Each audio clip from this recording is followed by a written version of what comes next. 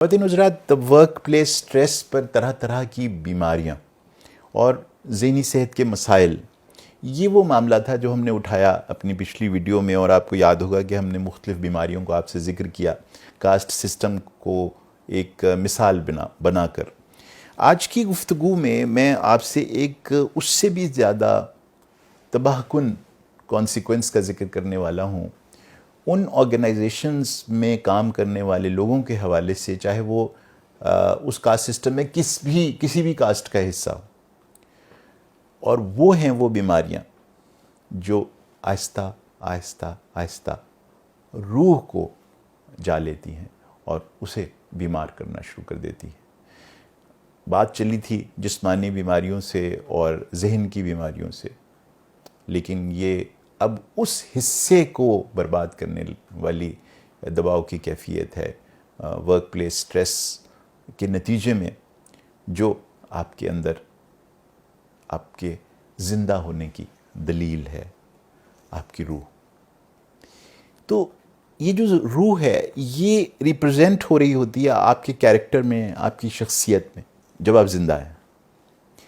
تو اب خود سوچئے کہ اگر کوئی بیماری آپ کے کیریکٹر اور آپ کی پرسنالٹی، آپ کی شخصیت کا شیرازہ بکھیر دے، تو پھر آپ سوچئے کہ یہ کیا کیفیت ہوگی؟ اس سے بڑا سرطان کون سا ہوگا؟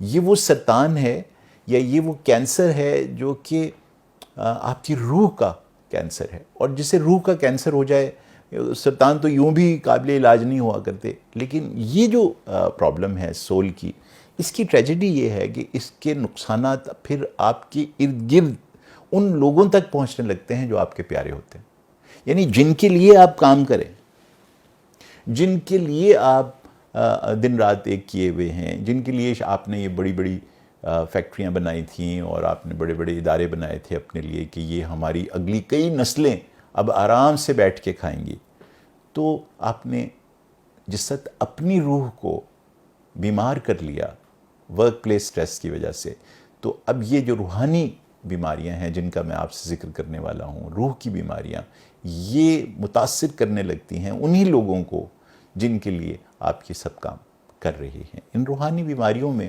میں آپ سے عرض کروں کہ سب سے بری بیماری ایسے اداروں میں گریڈ کی ہوتی ہے۔ آپ ان اداروں میں جہاں سٹریس ہوتا ہے، دیکھتے ہیں کہ ایک لالچ کی کیفیت ہے۔ یہ لالچ کی کیفیت عام طور پر شروع کیسے ہوتی ہے کہ آپ ایک سینس میں چلے جاتے ہیں کہ میں نے اپنی پروڈکشن بڑھانی ہے، یعنی ایک بہت نوبل کاز ہے، میں نے اپنے پروفٹس بڑھانے ہیں، میں نے اس ادارے کو اور بڑا کرنا ہے، یہاں سے بات شروع ہوتی ہے، جو کہ بالکل نارمل اور ہیلدی بات ہے اور جائز بات ہے، اور آپ کی گروتھ اور ڈیولپمنٹ ایک آرگنائزیشن کی ہونا صاف ظاہر ہے اس آرگنائزیشن کی کامیابی کی دلیل ہوتا ہے۔ لیکن جیسے کینسر سیل بنتا کیسے ہے کہ پہلے ایک نارمل سیل تھوڑا سا گرو کرتا ہے، ڈیولپ کرتا ہے، لیکن پھر وہ بھول جاتا ہے کہ کہاں اسے اس گروتھ کو کال آف کرنا ہے، وارڈ آف کرنا ہے اور روک دینا ہے، اور یہاں سے سرطان کی کیفیت پیدا ہوتی ہے۔ تو پھر کیا ہوتا ہے کہ کچھ عرصے کے بعد یہ بجائے اس کے کہ اپنی گروتھ اور ڈیولپمنٹ کر رہے ہوں، یہ ایک لالچ میں مبتلا ہو جاتے ہیں، اور زیادہ اور زیادہ اور زیادہ، الحاکم التکاثر حتی زرتم المقابر، یعنی اتنی شدت کی یہ ایک کیفیت بن جاتی ہے گریڈ کی، لالچ کی، کہ یہ ایک بیماری کی کیفیت ہوتی ہے۔ ہر روز یہ جو گریڈ ہے یہ آپ کو سونے نہیں دیتی، آپ رات بھر یہی سوچتے رہتے ہیں کہ کل میں اس کو اور اپنے منافعوں کو کیسے بڑھا لوں اور کیسے حاصل کر لوں۔ یہ جو حاصل کر لینا اور اس کے اوپر سانپ بن کر بیٹھ جانا، اپنے خزانے پھیلاتے ہی چلے جانا، یہ پھر گروتھ اینڈ ڈیولپمنٹ کے ریلم سے باہر نکل جاتے ہیں۔ اس کے پیچھے ایک اور بیماری پیدا ہو جاتی ہے، کیونکہ آپ نے دیکھا کہ سرطان جب بڑھتے ہیں نا، تو پھر وہ اس جگہ پر قائم نہیں رہتے، اس کے اندر سیکنڈریز، یعنی دور دور جسم کے مختلف حصوں میں اس کے چھوٹے چھوٹے سیلز پہنچنا شروع ہو جاتے ہیں، اور وہاں وہ علیحدہ طرح کے ٹیومرز اور علیحدہ طرح کے سرطان بننا شروع ہو جاتے ہیں۔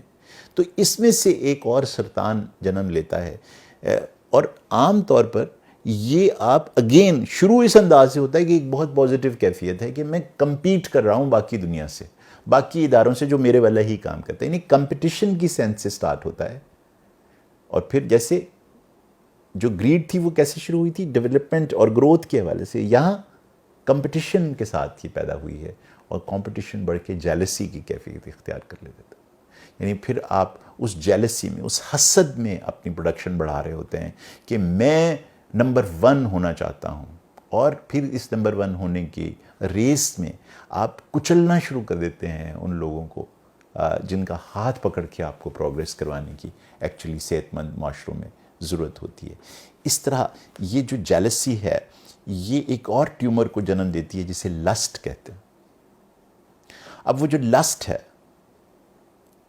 وہ بھی ایڈ ہونے لگتی ہے، اور وہ فیڈ کر رہی ہوتی ہے جیلسی کو، جیلسی فیڈ کر رہی ہوتی ہے گریڈ کو، اور یہ آپس میں تینوں ایک دوسرے کو اس طرح سے جیسے آگ بڑھتی ہی چلی جاتی ہے جس وقت سلگنے لگتی ہے، تو پھر اس کے ایک آپ سمجھیں کہ شعلے اوپر بلند ہونے لگتے ہیں. اور یہ شعلے کہاں سے آ رہے ہیں؟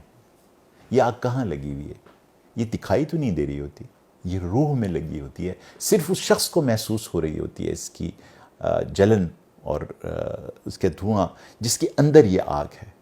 اور پھر اس میں وہ طرح طرح کی بیماریاں جن کا میں نے ذکر کیا اب بننا شروع ہو جائیں گی باڈی میں اور اس کے ذہن میں بھی. پھر کیا ہوگا؟ اس کے اندر پھر ایک اور ٹیومر پیدا ہوتا ہے.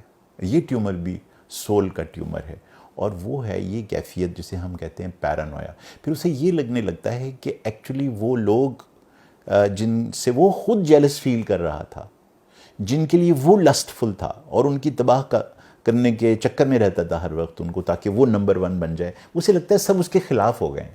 اب اصل میں بنیادی طور پر تو وہ ان کے خلاف تھا نا، لیکن وہ دیکھتا کیا ہے کہ وہ سب اس کے خلاف ہو گئے.